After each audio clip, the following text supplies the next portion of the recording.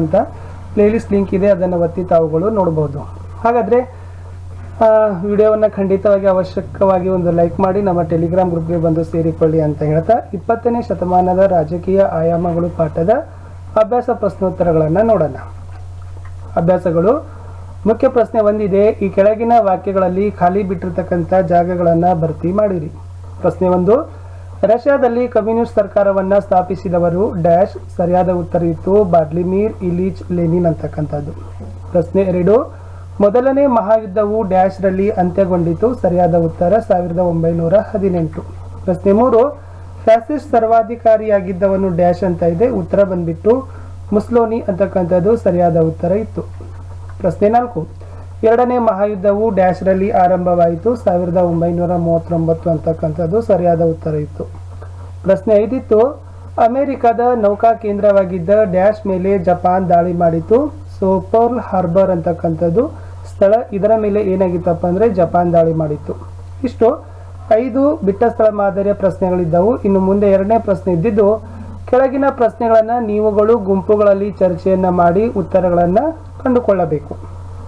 ಪ್ರಶ್ನೆ 1, ರಷ್ಯಾದ ಕ್ರಾಂತಿಯಲ್ಲಿ ಲೆನಿನ್ ಅವರ ಪಾತ್ರವನ್ನು ವಿವರಿಸಿರಿ ಅಂತಕ್ಕಂಥ ಪ್ರಶ್ನೆ ಇದೆ. 1905ರಲ್ಲಿ ಜಪಾನ್ ದೇಶವು ರಷ್ಯಾವನ್ನು ಸೋಲಿಸ್ತದ. ಇದರಿಂದ ರಷ್ಯಾ ದೇಶದಲ್ಲಿ ಜಾರ್ ದೊರೆಗಳ ವಿರುದ್ಧ ಬಹಳಷ್ಟು ವ್ಯಾಪಕವಾಗಿರ್ತಕ್ಕಂಥ ಪ್ರತಿರೋಧ ಇರ್ತದ. ನೆಕ್ಸ್ಟ್, ಅಲ್ಲಿ ಕಾರ್ಮಿಕರು ಮುಷ್ಕರಕ್ಕೆ ಕರೆಯನ್ನು ನೀಡ್ತಾರೆ. ಲೆನಿನ್ ಅವರು ಕಾರ್ಮಿಕರಿಗೆ ಮತ್ತು ರೈತರಿಗೆ ಮಾರ್ಗದರ್ಶನವನ್ನ ಮಾಡ್ತಾರೆ. ಲೆನಿನ್ ಅವರು ರಷ್ಯಾದ ಜನರಿಗೆ ಶಾಂತಿ, ಆಹಾರ, ಭೂಮಿ ಎಂಬ ಜನಪರ ಘೋಷಣೆಗಳನ್ನು ಕೊಡ್ತಾರೆ. 1917ರಲ್ಲಿ ಬೋಲ್ಕ್ವಿಕ್ ನೇತೃತ್ವದಲ್ಲಿ ರಷ್ಯಾದಲ್ಲಿ ಒಂದು ಕ್ರಾಂತಿ ನಡೀತದ. ಈ ಕ್ರಾಂತಿಯಲ್ಲಿ ಲೆನಿನ್ ಅವರು ಭಾಗವಹಿಸ್ತಾರೆ. ಮುಂದೆ ಇದನ್ನೇ ರಷ್ಯಾವನ್ನ ಸಮಾಜವಾದಿ ಗಣರಾಜ್ಯವಾಗಿ ಘೋಷಣೆಯನ್ನ ಮಾಡ್ತಾರೆ. ಸೊ ಇದನ್ನೇ ಕ್ರಾಂತಿಯನ್ನು ಏನಂತ ಕರೀತಾರೆ? ಅಕ್ಟೋಬರ್ ಕ್ರಾಂತಿ ಅಂತ ಕರೀತಾರೆ. ಸೊ ಮುಂದೆ ಲೆನಿನ್ ಅವರು ರಷ್ಯಾ ಸರ್ಕಾರದ ಅಧ್ಯಕ್ಷರಾಗಿ ಪದಗ್ರಹವನ್ನು ಸಹಿತ ಮಾಡ್ತಾರೆ. ಮುಂದೆ ಪ್ರಶ್ನೆ 2, ಪ್ರಥಮ ಮಹಾಯುದ್ಧಕ್ಕೆ ತತ್ಕ್ಷಣದ ಕಾರಣಗಳನ್ನು ವಿವರಿಸಿರಿ ಅಂತ ಇದೆ. ಸೊ ಪ್ರಥಮ ಮಹಾಯುದ್ಧ 1914ರಿಂದ 1918ರವರೆಗೆ ನಡೀತದ. ಜುಲೈ 28ರಂದು ಆಸ್ಟ್ರಿಯಾದ ರಾಜ್ಕುಮಾರ್ ಆರ್ಕ್ ಡ್ಯೂಕ್ ಫ್ರಾನ್ಸಿಸ್ ಫರ್ಡಿನಾಂಡ್ನ ಹತ್ಯೆಯನ್ನು ಮಾಡ್ತಾರೆ. ಈ ಘಟನೆ ಆಸ್ಟ್ರಿಯಾ ಮತ್ತು ಸರ್ಬಿಯಾ ದೇಶಗಳ ನಡುವೆ ತತ್ಕ್ಷಣ ಬಿಕ್ಕಟ್ಟನ್ನು ಉಂಟು ಮಾಡ್ತದೆ. ಇದೇ ರಾಜ್ಕುಮಾರನ ಹತ್ಯೆ ಪ್ರಥಮ ಮಹಾಯುದ್ಧಕ್ಕೆ ತತ್ಕ್ಷಣದ ಕಾರಣವಾಗಿ ಹೊರಹೊಮ್ಮುತ್ತದೆ. ಪ್ರಶ್ನೆ 3, ನಾಜಿ ಸಿದ್ಧಾಂತವು ಜರ್ಮನಿಯನ್ನು ಹೇಗೆ ಹಾಳು ಮಾಡಿತು? ಅಥವಾ ನಾಜಿ ಸಿದ್ಧಾಂತದ ಮೂಲಕನೇ ಜರ್ಮನಿ ಹಾಳಾಯಿತು. ಸೊ ಈ ಹೇಳಿಕೆಯನ್ನು ವಿವರಿಸಿರಿ ಅಂತ ಹೇಳಿದ್ದಾರೆ. ಮೊದಲ ಮಹಾಯುದ್ಧದ ನಂತರ ಉಂಟಾದ ಪರಿಸ್ಥಿತಿ, ಅದು ಜರ್ಮನಿಯಲ್ಲಿ ಹಿಟ್ಲರ್ ನೇತೃತ್ವ ಮತ್ತು ಇಟಲಿಯಲ್ಲಿ ಮುಸ್ಸೋಲಿನಿ ಇವರು ಸರ್ವಾಧಿಕಾರಿಗಳನ್ನು ತಮ್ಮ ತಮ್ಮ ದೇಶಗಳಲ್ಲಿ ಜಾರಿಯನ್ನ ಮಾಡ್ತಾರೆ. ಹಿಟ್ಲರ್ ಏನ್ ಮಾಡ್ತಾನೆ ಅಂದ್ರೆ ಎಲ್ಲ ರಾಜಕೀಯ ಪಕ್ಷಗಳನ್ನು ನಿಷೇಧಿಸ್ತಾನೆ. ನಾಜಿ ಪಕ್ಷ ಏಕೈಕ ರಾಜಕೀಯ ಪಕ್ಷ ಅಂತ ಘೋಷಣೆಯನ್ನ ಮಾಡ್ತಾನೆ. ಜಗತ್ತಿನಲ್ಲಿ ಜರ್ಮನ್ ಆರ್ಯ ಜನಾಂಗವೇ ಶ್ರೇಷ್ಠ ಜನಾಂಗ ಅಂತಕ್ಕಂಥ ಉಗ್ರ ರಾಷ್ಟ್ರೀಯವಾದವನ್ನ ಪ್ರಬಲವಾಗಿ ಏನ್ ಮಾಡ್ತಾನೆ, ಈ ಹಿಟ್ಲರ್ ಬೆಳೆಸ್ತಾನೆ. ಇದೇ ಒಂದು ಹಾಳಾಗಲಿಕ್ಕೆ ಪ್ರಮುಖವಾಗಿರ್ತಕ್ಕಂಥ ಕಾರಣ ಆಗ್ತದ. ಮುಂದೆ ಹಿಟ್ಲರ್ ಉಗ್ರ ರಾಷ್ಟ್ರೀಯವಾದವೇ ಅತ್ಯಂತ ಅಮಾನುಷವಾಗಿ ಜಾರಿಯನ್ನ ಮಾಡ್ತಾನೆ. ಈ ಜನಾಂಗೀಯ ದ್ವೇಷ ಪ್ರಸಾರವನ್ನ ಮಾಡಲಿಕ್ಕೆ ತನ್ನ ಒಂದು ಸಾಮ್ರಾಜ್ಯದಲ್ಲಿ ಏನ್ ಮಾಡ್ತಾನೆ, ಗೋಬೆಲ್ಸ್ ಅಂತಕ್ಕಂಥ ಮಂತ್ರಿಯನ್ನ ಸಹಿತ ನೇಮಕವನ್ನ ಮಾಡ್ತಾನೆ ಹಿಟ್ಲರ್. ಗಲಭೆಗಳನ್ನ ಮಾಡಿ ಜನರಲ್ಲಿ ಭೀತಿಯನ್ನ ಹುಟ್ಟಿಸ್ಲಿಕ್ಕೆ ಬೂದು ಅಂಗಿ ದಳ ಅಂತಕ್ಕಂಥ ವಿಶೇಷವಾಗಿರ್ತಕ್ಕಂಥ ಕ್ರೌರ್ಯವಾಗಿರ್ತಕ್ಕಂಥ ಕಾರ್ಯಪಡೆಯನ್ನ ರಚನೆಯನ್ನ ಮಾಡ್ತಾನೆ. ಅಷ್ಟಲ್ಲದೆ ಸಾಮೂಹಿಕ ನರಮೇಧ ಕೂಡ ನಡೀತದ. ಸೊ ಹೀಗೆ ಹೇಳ್ಬೋದು, ನಾಜಿ ಪಕ್ಷದಿಂದನೇ ಸೊ ಜರ್ಮನಿ ಹಾಳಾಯಿತು ಅಂತಕ್ಕಂಥದ್ದು ಈ ಎಲ್ಲ ಅಂಶಗಳಿಂದ ನಮಗೆ ಮನದಟ್ಟು ಆಗ್ತದ. ಪ್ರಶ್ನೆ 4, ಎರಡನೇ ಮಹಾಯುದ್ಧಕ್ಕೆ ಕಾರಣಗಳು ಏನು ಅಂತ ಕೇಳಿದ್ದಾರೆ. ಸೊ ಮೊದಲ ಮಹಾಯುದ್ಧದ ನಂತರ ಏನಾಗ್ತದಪ್ಪ ಅಂದ್ರೆ 1939ರಿಂದ 1945ರವರೆಗೆ ಎರಡನೇ ಮಹಾಯುದ್ಧ ನಡೀತದ.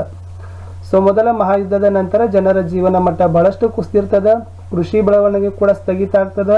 ನಿರುದ್ಯೋಗ ವ್ಯಾಪಕವಾಗಿ ಎಲ್ಲ ಕಡೆನೂ ಕೂಡ ಹೆಚ್ಚಾಗ್ತದ. ಅಷ್ಟಲ್ಲದೆ ಮುಖ್ಯವಾಗಿ ಉಗ್ರ ರಾಷ್ಟ್ರೀಯತೆ ಮನೋಭಾವನೆ ಬೆಳೀತದ. ಚೀನಾದ ಮೇಲೆ ಜಪಾನ್ನ ದಾಳಿಯನ್ನ ಮಾಡ್ತದ. ಈ ಅಂಶಗಳೇ ಎರಡನೇ ಮಹಾಯುದ್ಧಕ್ಕೆ ಕಾರಣಗಳು ಆಗಿದ್ದಾವೆ. ಸೊ ಮುಂದೆ ಜರ್ಮನಿ ಮತ್ತು ಇಟಲಿಯಲ್ಲಿ ಏನಾಗ್ತದಪ್ಪ ಅಂದ್ರೆ ಸರ್ವಾಧಿಕಾರಿ ಘೋಷಣೆ ಆಗ್ತದೆ. ಇದು ಕೂಡ ಎರಡನೇ ಮಹಾಯುದ್ಧ ಆಗಲಿಕ್ಕೆ ಕೆರಳಿಸ್ಲಿಕ್ಕೆ ಒಂದು ಪ್ರಮುಖವಾಗಿರ್ತಕ್ಕಂಥ ಅಂಶನೂ ಸಹಿತ ಅಂತ ಹೇಳಬಹುದು. ಪ್ರಶ್ನೆ 5, ಶೀತಲ ಸಮರ ಎಂದರೆ ಏನು? ಸೊ ಯಾವುದಕ್ಕೆ ಶೀತಲ ಸಮರ ಅಂತ ಕರೀತಾರೆ ಅಂತ ಕೇಳಿದ್ದಾರೆ.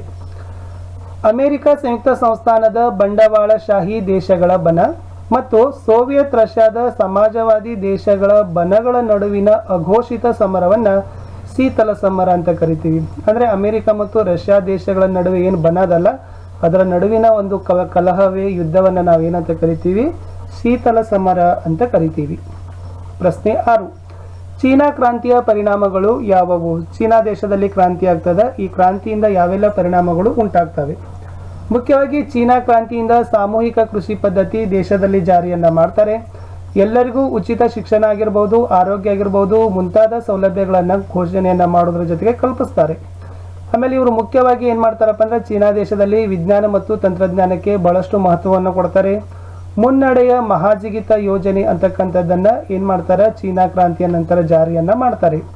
ಖಾಸಗಿ ಆಸ್ತಿಯಲ್ಲ, ಸಮಾಜದ ಆಸ್ತಿಯನ್ನಾಗಿ ಪರಿವರ್ತನೆಯನ್ನ ಮಾಡ್ತಾರೆ. ಒಟ್ಟಾರೆ ಚೀನಾ ಒಂದು ಜಾಗತಿಕ ಶಕ್ತಿಯಾಗಿ ಮುನ್ನಡೆ ಆಗ್ತದ ಚೀನಾ ಕ್ರಾಂತಿಯ ನಂತರ. ಮುಂದಿನ ಪ್ರಶ್ನೆ ಹಾಗೂ ಕಡೆಯ ಪ್ರಶ್ನೆಗೆ ಹೋಗೋಕ್ಕಿಂತ ಮುಂಚೆ ದಯಮಾಡಿ ತಮಗೆ ಈ ವಿಡಿಯೋ ಇಷ್ಟ ಆದರೆ ಖಂಡಿತವಾಗಿ ಒಂದು ಲೈಕನ್ನು ಮಾಡಿ. ನಿಮ್ಮ ಫ್ರೆಂಡ್ ಸರ್ಕಲ್ಗಳಾಗಿರ್ಬೋದು, ಸ್ಕೂಲ್ ಆಗಿರೋ ಫ್ರೆಂಡ್ ಸರ್ಕಲ್ಗಳ ಒಂದು ವಾಟ್ಸಪ್ ಗ್ರೂಪ್ಗಳಿಗೆ, ಟೆಲಿಗ್ರಾಮ್ ಗ್ರೂಪ್ಗಳಿಗೆ ಶೇರನ್ನು ಮಾಡಿ. ಏನಾದರೂ ಡೌಟ್ ಅನಿಸಿತ್ತಂದರೆ ಈ ವಿಡಿಯೋದ ಡಿಸ್ಕ್ರಿಪ್ಷನ್ ಬಾಕ್ಸ್ನಲ್ಲಿ ಇರ್ತಕ್ಕಂಥವುಗಳನ್ನು ವಿಡಿಯೋಗಳನ್ನು ನೋಡಿ ಮತ್ತು ಕಮೆಂಟ್ ಬಾಕ್ಸ್ನಲ್ಲಿ ಪೋಸ್ಟನ್ನು ಸಹಿತವನ್ನು ಮಾಡಿ. ಓಕೆ, ಸೊ ಕಡೆಯ ಪ್ರಶ್ನೆಗೆ ಹೋಗೋಣ. ಕಡೆಯ ಪ್ರಶ್ನೆ 7ನೇ ಪ್ರಶ್ನೆ ಇತ್ತು, ಅಮೆರಿಕ ದೇಶವು ಮಹಾಕುಸಿತದಿಂದ ಹೇಗೆ ಹೊರಬಂದಿತು ಅಂತ ಕೇಳಿದ್ದಾರೆ. ಸೊ ಅಮೆರಿಕದಲ್ಲಿ ಆರ್ಥಿಕ ಮಹಾಕುಸಿತ ಆಗ್ತದ, ಇದನ್ನು ಯಾವ ತರನಾಗಿ ಅಮೆರಿಕ ದೇಶವು ಏನ್ ಮಾಡ್ತದಪ್ಪ ಅಂದ್ರೆ ಎದುರಿಸ್ತದ ಅಂತಕ್ಕಂಥ ಪ್ರಶ್ನೆ ಇತ್ತು. ಹೇಳ್ಬಹುದು ಏನಂದ್ರೆ 1927ರಲ್ಲಿ ಉಂಟಾದ ಆರ್ಥಿಕ ಮಹಾಕುಸಿತದಿಂದಾಗಿ ಅಮೆರಿಕದಲ್ಲಿ ರಾಜಕೀಯದ ಸಾಕಷ್ಟು ಬದಲಾವಣೆಗಳನ್ನ ಕಂಡುಕೊಳ್ತದ. ಅಮೆರಿಕ ಏನ್ ಮಾಡ್ತದಪ್ಪ ಅಂದ್ರೆ ತನ್ನ ಮಿತ್ರ ರಾಷ್ಟ್ರಗಳಿಗೆ ಸಾಕಷ್ಟು ರೀತಿಯಲ್ಲಿ ಆರ್ಥಿಕ ಮತ್ತು ಸೈನಿಕ ಸಹಾಯನ್ನ ನೀಡಿ ಅವರ ಗೆಲುವಿಗೆ ಕಾರಣವಾಗ್ತದ ಅಮೆರಿಕ ದೇಶ. ಸೊ ಮುಖ್ಯವಾಗಿ ರೂಸ್ವೆಲ್ಟ್ ಏನ್ ಮಾಡ್ತಾರಪ್ಪ ಅಂದ್ರೆ ಜನತೆಯನ್ನೇ ಸೈನ್ಯವಾಗಿ ಯುದ್ಧಕ್ಕೆ ಏನ್ ಮಾಡ್ತಾನಪ್ಪ ಅಂದ್ರೆ ಸನ್ನದ್ಧನ್ನ ಮಾಡ್ತಾನೆ. ಮುಂದೆ ಮಹಿಳೆಯರು ಕೂಡ ಸಾರ್ವಜನಿಕ ಕ್ಷೇತ್ರದಲ್ಲಿ ದುಡಿಬೇಕು ಅಂತಕ್ಕಂಥದ್ದನ್ನ ಪ್ರೋತ್ಸಾಹವನ್ನ ಕೊಡ್ತಾರೆ. ಅಷ್ಟೇ ಅಲ್ಲದೆ ಇವ್ರು ಏನ್ ಮಾಡ್ತಾರಪ್ಪ ಅಂದ್ರೆ ವಿಶ್ವಸಂಸ್ಥೆಯ ಸ್ಥಾಪನೆಗೆ ಅಮೆರಿಕ ದೇಶ ಸಹಕಾರಿ ಆಗ್ತದ. ಸೊ ಈ ಅಂಶಗಳಿಂದ ನಾವು ಹೇಳ್ಬೋದು ಏನಪ್ಪ ಅಂದ್ರೆ ಅಮೆರಿಕ ಏನಾಗ್ತದ ಆರ್ಥಿಕ ಮಹಾಕುಸಿತದಿಂದ ಬಹಳಷ್ಟು ಸುಲಭವಾಗಿನೇ ಅದೇನಾಗ್ತದಪ್ಪ ಅಂದ್ರೆ ಹೊರ ಬಂದಿತ್ತು ಅಂತ ಹೇಳ್ಬೋದು. ಸೊ ವಿದ್ಯಾರ್ಥಿಗಳೇ, ಇಲ್ಲಿಯವರೆಗೆ ನಾವು ಏನ್ ಮಾಡಿದ್ದೀವಿ? ಸಮಾಜ ವಿಜ್ಞಾನ ಭಾಗ 2ರ ಪಠ್ಯಪುಸ್ತಕದ 10ನೆಯ ಪಾಠ 20ನೇ ಶತಮಾನದ ರಾಜಕೀಯ ಆಯಾಮಗಳು ಪಾಠದ ಅಭ್ಯಾಸ ಪ್ರಶ್ನೋತ್ತರಗಳನ್ನ ನೋಡಿದ್ದೀವಿ. ಸೊ ವಿಡಿಯೋ ನಿಮಗೆ ಇಷ್ಟ ಆಗಿದೆ ಅಂತ ಅನ್ಕೊಂಡಿದ್ದೀನಿ. ಇಷ್ಟ ಆದರೆ ಖಂಡಿತವಾಗಿ ಲೈಕ್ ಮಾಡಿ, ನಿಮ್ಮ ಗೆಳೆಯರಿಗೆ ಶೇರ್ ಮಾಡಿ ಹಾಗೂ ಹೊಸಬ್ಬಿದ್ರೆ ಸಬ್ಸ್ಕ್ರೈಬ್ ಅನ್ನ ಮಾಡಿ. ಮತ್ತೆ ಸಿಗುವ ಮುಂದಿನ ವಿಡಿಯೋ